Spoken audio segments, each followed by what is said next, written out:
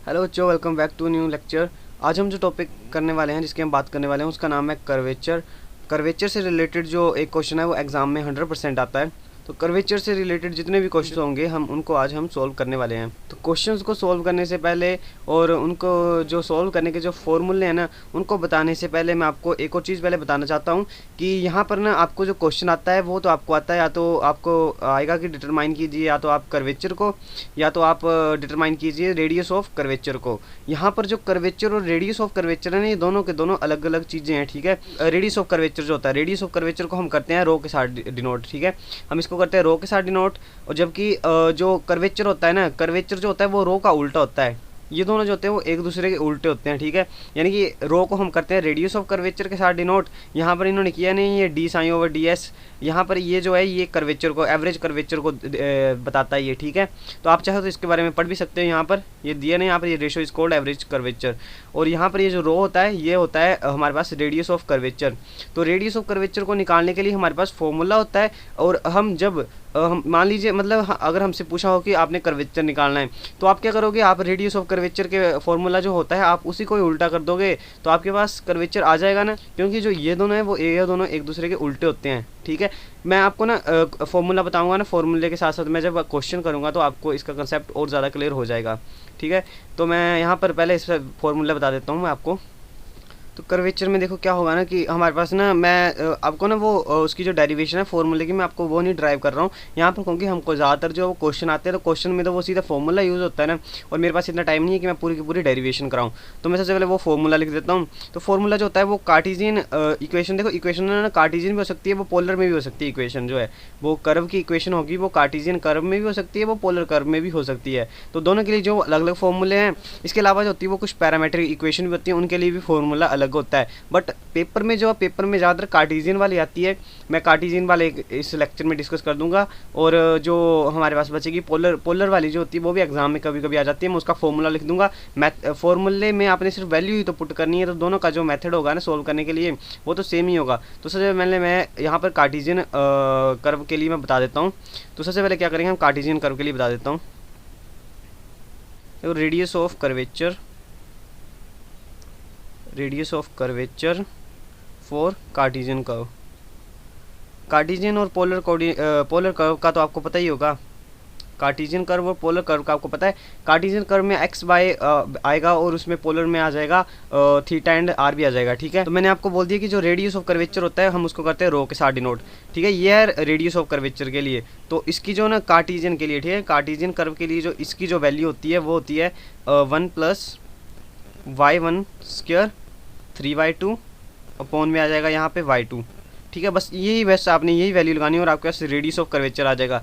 यहाँ पर y1 और y2 क्या है, y1 का मतलब है dy/dx, ठीक है, और y2 का मतलब है इसका डबल डेरिवेटिव, ठीक है। तो हम यहाँ पर ये आया है रेडियस ऑफ कर्वेचर। अब मान लो कि आपके पास सीधे बोला हो कि आपने निकालना है कर्वेचर, आप कर्व दी हुई होगी, आपको उसको पूछा होगा कि आपने इसका कर्वेचर निकालना है, तो कर्वेचर क्या होगा, वो 1/रो हो जाएगा ना, मतलब इससे उल्टा हो जाएगा। तो इससे उल्टा होगा तो क्या आ जाएगा, ये y2 वाला ऊपर चला जाएगा और ये 3y2 वाला नीचे आ जाएगा, ठीक है। y1 3y2 ईजी सा है दोनों। बस इन दोनों में से आपको एक चीज़ पूछ लेगा, या तो पूछ लेगा रेडियस ऑफ कर्वेचर या तो पूछ लेगा कर्वेचर। तो आपने बस यही फॉर्मूला लगाना है और आपने इससे इसका आंसर निकालना है। तो मैं एक क्वेश्चन करूंगा ना, फिर इसके बाद मैं आपको पोलर के लिए भी फॉर्मूला जो मैं उसको बता दूंगा, ठीक है। तो पहले मैं क्वेश्चन कर लेता हूँ। ये हमारे पास दिया है क्वेश्चन। तो अब हम करेंगे इस क्वेश्चन को सॉल्व, और हमको ना क्वेश्चन में हमको पॉइंट्स भी दिए होंगे, ठीक है। हमने पर्टिकुलर पॉइंट्स पे हमने उसका कर्वेचर निकालना है, ठीक है। और हमको यहाँ पर ये कर्व दी हुई है और इसके साथ में हमारे पास पॉइंट भी दिए हैं, पॉइंट्स हमारे पास दिए हैं, पॉइंट ये दिया है हमारे पास 3ay2 एंड 3ay2, ठीक है। ये होता है x के लिए, ये होता है y के लिए, ये तो आपको पता ही है। तो हमारे पास दिया है, ये हमारे पास पॉइंट्स की वैल्यू आ गई और ये दिया है। और हमको बोला है क्या है क्वेश्चन में हमको बोला है कि आपने कर्वेचर फाइंड करना है, ठीक है। हमको क्वेश्चन में क्या बोला है, कर्वेचर फाइंड करने के लिए बोला है, कर्वेचर। तो हमको यहाँ पर कर्वेचर निकालने के लिए पूछा है, तो हम क्या करेंगे, हमारे पास जो रेडियस ऑफ कर्वेचर होगा ना, हम उसी फॉर्मूले को उल्टा लगाकर हम यूज़ करेंगे, तो हमारे पास कर्वेचर आ जाएगा, ठीक है। तो हम क्या करेंगे, सबसे पहले हम ना ये हमारे पास इक्वेशन दी हुई है, हम इसको करेंगे, इसको मैं इक्वेशन नंबर 1 मान लेता हूँ। हम यहाँ से निकालेंगे पहले y1 और y2 की वैल्यू। सबसे पहले मैं देखो इसको जब मैं डिफरेंशिएट करूँगा ना विद रिस्पेक्ट टू x, यहाँ पर लिख देता हूँ डिफरेंशिएट। सिंपली हमने फॉर्मूला लगाना है, ठीक है। तो यहाँ पर हम क्या करेंगे, विद रिस्पेक्ट टू एक्स इसको डिफरेंशिएट कर रहे हैं, तो हमारे पास आ जाएगा 3x² प्लस 3y² एंड साथ में आ जाएगा dy/dx क्योंकि हम x के साथ कर रहे हैं तो ठीक है। देखो यहाँ पर 3a आ गया कांस्टेंट और x और y है ना, यहाँ पे मैं इसको पार्शियल डिफरेंशिएट समझ रहा था, पार्शियल डिफरेंशिएट नहीं है, हम इसको कर रहे हैं सिंपली डिफरेंशिएट। तो यहाँ पे आगे दो वेरिएबल आगे, तो अब हम यहाँ पे लगाएंगे प्रोडक्ट रूल। तो प्रोडक्ट रूल के अकॉर्डिंग क्या होगा, फर्स्ट को डिफरेंशिएट करेंगे second as it is, plus first को ऐसे लिखेंगे और सेकंड वाले को डिफरेंशिएट करेंगे। तो फर्स्ट को x लिख देंगे हम और सेकंड वाले को हम लिख सकते हैं dy/dx। ठीक है, ये आ जाएगा हमारे पास। तो अब हम क्या करेंगे, dy/dx की हमें वैल्यू चाहिए ना, तो यहाँ से मेरे पास आ जाएगा 3y² dy/dx is equal to, अब पहले मैं इसको मल्टीप्लाई कर देता हूँ, तो यहाँ पर आ जाएगा 3ay प्लस 3ax dy/dx। और यहाँ पे देखिए, यहाँ पे मैं ये वाली जो टर्म है मैं यहाँ पर लिख दी है, माइनस में हो जाएगी, यहाँ पर माइनस का बन जाएगा 3x²। अब यहाँ पर देखिए, यहाँ पर है 3 इस तरफ भी है 3 इस तरफ भी है, यानी कि मैं कॉमन लूँगा तो 3 से 3 कट हो, तो यहाँ से मैंने 3 को कट कर दिया, तो मेरे पास बचा है अभी y²। अब मैं dy/dx वाली टर्म को मैं एक तरफ ले आऊँगा ना, तो ये मेरे पास यहाँ पे बन जाएगा y² dy/dx। इसको भी मैं इस तरफ ले आऊँगा तो ये बन जाएगा -ax dy/dx is equal to ay -x²। तो यहाँ से मैं क्या करूँगा, dy/dx को कॉमन ले लूँगा, dy/dx को मैंने ले लिया कॉमन, अंदर क्या बचेगा y² -ax और इस तरफ है ay -x²। अब मेरे को चाहिए dy/dx की वैल्यू, तो मैं क्या करूँगा, dy/dx इज़ इक्वल टू इस वाली टर्म को मैं इसके नीचे लिख दूँगा ना, तो यहाँ पर आ जाएगा ay -x², यहाँ पर डिवाइड में लिख दूँगा y² -ax। और यहाँ पर देखो dy/dx को मैं y1 भी लिख सकता हूँ। ठीक है, ये y1 की वैल्यू आ गई हमारे पास। इसको हम मान लेंगे इक्वेशन नंबर सेकंड मान लेते हैं, क्योंकि जब हम फॉर्मूले पुट करेंगे तो हमें y1 और y2 की वैल्यू चाहिए ना। तो अब हम क्या करेंगे, हम इसको दोबारा से डिफरेंशिएट करेंगे, तो मेरे पास y2 की वैल्यू आ जाएगी। Differentiating again with respect to x, मैं इसको दोबारा से डिफरेंशिएट कर रहा हूँ, तो क्या लगेगा, यहाँ पर अभी u/b वाला फॉर्मूला लग जाएगा। तो क्या करते हैं हम उसमें मैं यहाँ पर लिख देता हूँ पहले y2 इज़ इक्वल टू, इस तरफ मैं लिख देता हूँ, तो यहाँ पे आ जाएगा डिनोमिनेटर का हम कर देते हैं स्क्वायर, तो यहाँ पर आ जाएगा y² -ax का होल स्क्वायर। और ऊपर वाले में हम क्या करते हैं, इसको हम मानते हैं u, इसको हम मानते हैं v। ठीक है, तो यहाँ पर हम क्या करते हैं u-b, मैं यहाँ पर फॉर्मूले को ही लिख देता हूँ कन्फ्यूज़न होने से अच्छा। ठीक है, तो हमारे पास फॉर्मूला होता है v का स्क्वायर u-v माइनस u-v'। ठीक है, ये होता है हमारे पास फॉर्मूला। ये डैश का मतलब है यहाँ पर हमने डेरिवेट किया है। ठीक है, हाँ, तो यहाँ पर मेरे पास आ जाएगा a dy/dx, मैं उसको y1 लिख रहा हूँ। ठीक है, y1 से कर रहा हूँ डिनोट, क्योंकि मैं बड़ा इतना लिखना नहीं चाहता। तो यहाँ पर आ जाएगा a और यहाँ पर इसको करेंगे हम डिफरेंशिएट, तो मेरे पास आ जाएगा y1 एंड हम करेंगे फिर -x² है, तो इसको हम करेंगे तो ये आ जाएगा 2x। ये हमारे पास आ गया u' की वैल्यू। ठीक है, यही हमारे पास u' की वैल्यू। अब हम करेंगे v को मल्टीप्लाई इसके साथ, v की वैल्यू हमारे पास ये है, तो हम इसको कर देंगे मल्टीप्लाई, यहाँ पर आ जाएगा v² -ax। फिर सॉरी मैं थोड़ा लंबा कर देता हूँ यहाँ पे, फिर यहाँ पर आ जाएगा माइनस। अब हम लिखेंगे u को एज इट इज़ लिखेंगे, दिख रहा है ना आपको फॉर्मूला, u को हम एज इट इज़ लिखेंगे, यहाँ पर लिखेंगे हम ay -x² और v को करेंगे हम डिफरेंशिएट। जब हम v को करेंगे डिफरेंशिएट तो हमारे पास आ जाएगा 2y, और देखो y को दोबारा से करना पड़ेगा डिफरेंशिएट, तो आ जाएगा y1 माइनस ax है ना, तो यहाँ पर देखो यहाँ पर कॉन्स्टेंट आ जाएगा a, और y1 का मतलब क्या dy/dx है। ठीक है, मैंने आपको पहले बता दिया है यहाँ पे। तो ये हमारे पास आ जाएगी y2 की वैल्यू। ठीक है, मैं इसको फर्दर भी सॉल्व कर सकता हूँ, पर मैंने इसको सॉल्व नहीं करना है, क्योंकि मेरे पास यहाँ पे पॉइंट दिए हुए हैं, और जब पॉइंट दिए होंगे तो हमने तो करना है, तो पॉइंट्स को ही पुट है यहाँ पे। तो यहाँ पर आ जाएगा 3 ना। अगर किसी केस में अगर हमारे पास पॉइंट्स नहीं दिए होंगे और बोला होगा एनी पॉइंट पे आप चेक कर लीजिए, तो आप वहाँ पर लोगे x और y, तब आपको सॉल्व करने की ज़रूरत पड़ेगी। बट यहाँ पर हमारे पास x और y की वैल्यूज़ दी हुई हैं, तो हम इसको सॉल्व करने से पहले हम उन वैल्यूज़ को पुट कर देंगे। तो यहाँ पर हमारे पास आ गया ये सेकंड और थर्ड, यहाँ पर y1 और y2 की वैल्यू आ गई। अब हम क्या करेंगे, यहाँ पर मैं लिख देता हूँ y1 एट जो मेरे पास पॉइंट दिए हैं। ठीक है, यहाँ पर आ जाएगा 3a/2 एंड 3a/2। तो यहाँ पर क्या करूँगा, x की जगह भी 3a/2 भरूँगा और y की जगह 3a/2 भरूँगा। तो यहाँ पर है हमारे पास y1, तो हम यहाँ पर y और x की जगह भरेंगे। मैं इसको नेक्स्ट पेज पे कर देता हूँ।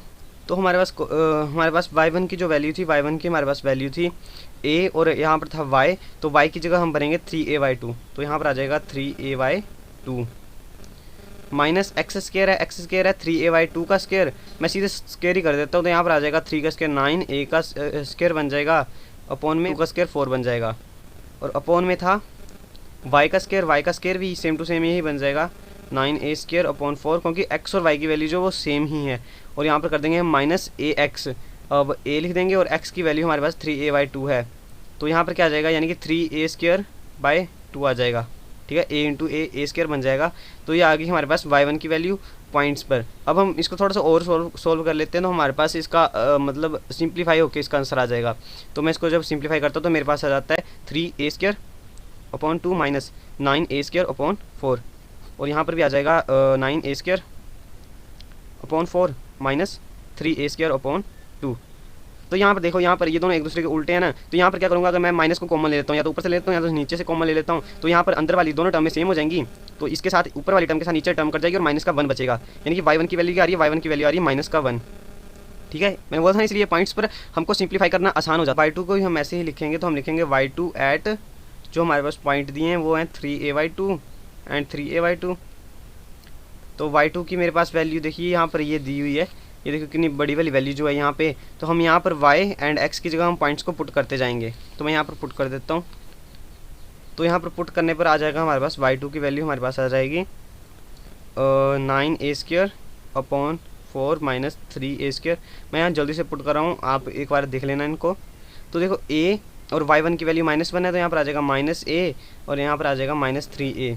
सिमिलरली हम यहाँ पे भी निकाल देंगे, तो यहाँ पर आ जाएगा 3a² upon 2 minus 9a² upon 4 minus 3a minus a and upon में आ जाएगा हमारे पास माइनस, आपको क्या दिख रहा है यहाँ पर लिखना 9a² upon 4 minus 3a² upon 2 का होल स्क्वायर। ठीक है, तो ये आ गई हमारे पास इक्वेशन। अब हम इसको थोड़ा सा और सोल्व करेंगे और हमारे पास इसका एक सिंप्लीफाई होकर इसका आंसर आएगा। ठीक है, तो हम क्या करेंगे, y2 की वैल्यू निकालेंगे, तो हमारे पास आ जाएगा यहाँ से हम एलसीएम लेके भी कर सकते हैं इसको सोल्व। तो पहले हम एलसीएम ही ले लेते हैं, तो हमारे पास आ जाएगा, यहाँ से लेंगे तो यहाँ पर आ जाएगा 4 9a² माइनस 3 2 6a²।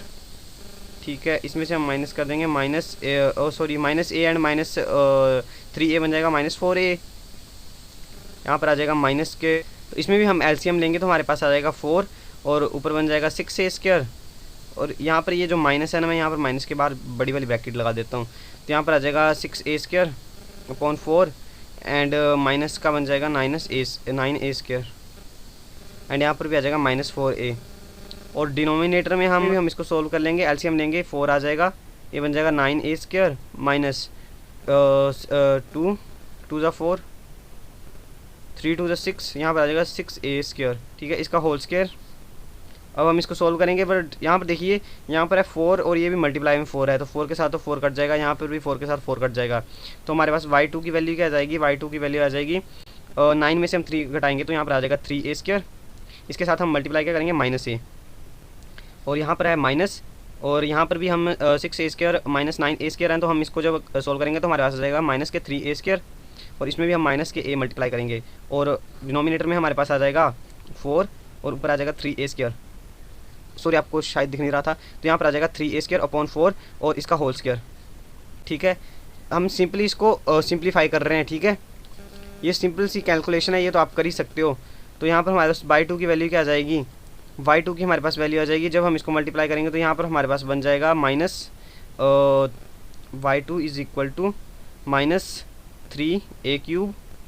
और यहाँ पर देखो माइनस माइनस जो प्लस हो जाएगा, बट ये साइन माइनस का ये वाला रहेगा माइनस, और यहाँ पर बन जाएगा 3a³ और डिनोमिनेटर में क्या आ जाएगा 9a⁴ अपॉन 16। तो हमारे पास ऊपर बन जाएगा माइनस एंड माइनस, यहाँ पर ये प्लस हो जाएंगे तो यहाँ पर बन जाएगा -6a³ और यहाँ पर बन जाएगा 9a⁴। ठीक है, तो ये है ना हमारे पास, तो मैं इसको यहीं पर सॉल्व कर देता हूँ। इसको देखो a⁴³ है ना यहाँ पे, तो इसके साथ तो ये वाला कट जाएगा यहाँ से, और यहाँ पर है 3 2 6 3 3 9, तो हमारे पास यहाँ से क्या आ जाएगा, तो हमारे पास यहाँ से आ जाएगा, यहाँ से देखिए यहाँ पर आ जाएगा माइनस। अब देखो जब ये 16 ऊपर जाएगा तो यहाँ 16 को हम 2 के साथ मल्टीप्लाई करेंगे, तो ये बन जाएगा 32 अपॉन में क्या 3a। ठीक है, 3a, तो ये आ गई हमारे पास वैल्यू किसकी, y2 की वैल्यू। y1 की वैल्यू -1 है और y2 की वैल्यू हमारे पास ये आ गई। अब हमने इसको फॉर्मूले में पुट करना है। कौन सा फॉर्मूला, मैंने वो आपको बता दिया है कि हमने इस फॉर्मूले में हमने इसको पुट करना है। तो मैं इसको नेक्स्ट पेज पे पुट कर देता हूँ।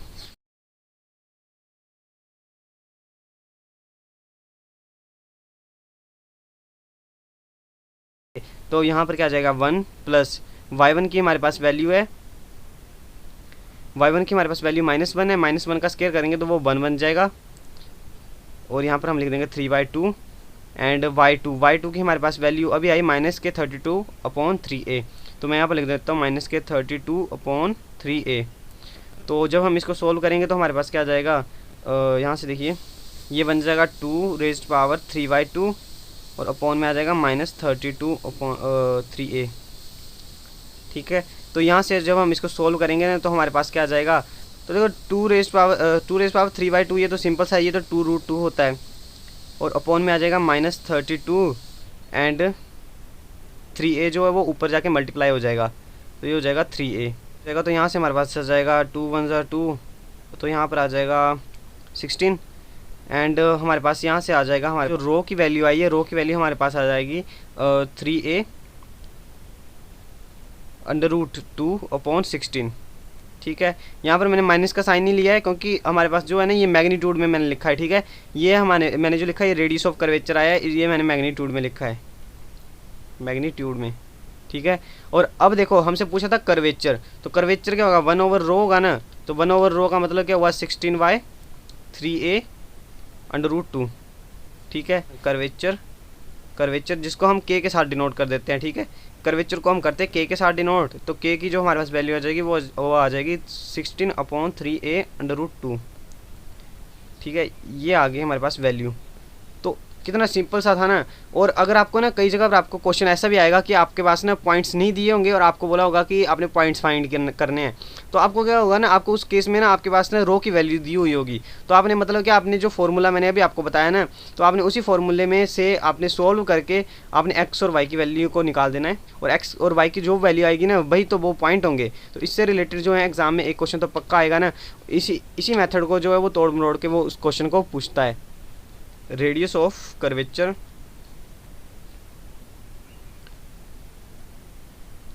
For polar curve. ठीक है, ये हमने पोलर कर्व के लिए मैं आपको बता रहा हूँ। तो पोलर कर्व के लिए हमारे पास क्या हो जाएगा, रो की जो वैल्यू होगी वो रो की वैल्यू होगी r² प्लस r1 का स्क्वायर 3/2 और अपॉन में आ जाएगा हमारे पास r² plus 2r1 square minus r2। तो समझ रहे, आपने r की वैल्यू निकालनी है, और r की वैल्यू अगर आपके पास नहीं दी होगी तो आपको, आपने पोलर कोऑर्डिनेट वाला चैप्टर पढ़ा है ना, उसमें हमने पढ़ा है कि आप r की वैल्यू को कैसे फाइंड कर सकते हो। तो वहाँ से हम r की वैल्यू को डेरिवेट करके इस फॉर्मूले में हम पुट करके हम आंसर निकाल सकते हैं। तो ये तो था रेडियस ऑफ कर्वेचर के लिए ना। अगर यही आपसे पोलर कर्व के में ही आपसे पूछा हो कि आपने कर्वेचर निकालना है, तो आप क्या करोगे, आप इसी फॉर्मूले को उल्टा कर दोगे तो आपके पास कर्वेचर भी आ जाएगा। तो आई होप आपको ये कंसेप्ट क्लियर हो गया होगा। So thanks for watching this video. मिलते हैं नेक्स्ट लेक्चर में। Bye bye.